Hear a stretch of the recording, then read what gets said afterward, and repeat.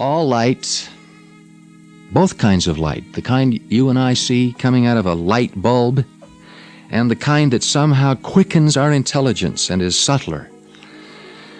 Both kinds ultimately, according to the revelations, center in God. But we also learned that in the Scriptures, one opposite term for love is darkness.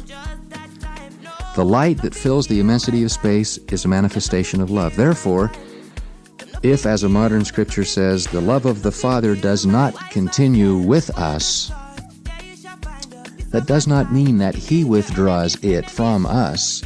It means that we, in our insensitivity or rebellion or comparative darkness, withdraw from it.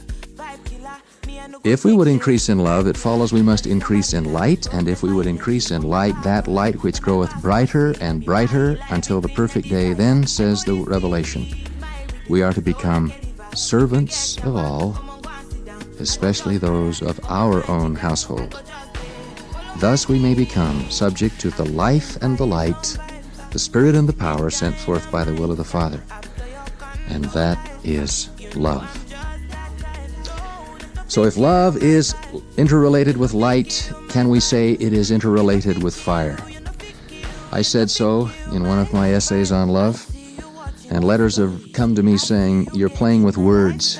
This is a metaphor. What do you mean love is fire? Well, let me suggest to you it's not a mere metaphor. We are taught that, as Joseph said, God dwells in everlasting burnings.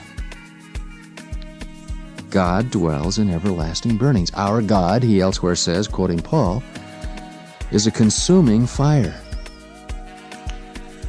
Now, strangely, the classical doctrine of hell is a doctrine of heat and fire and flame.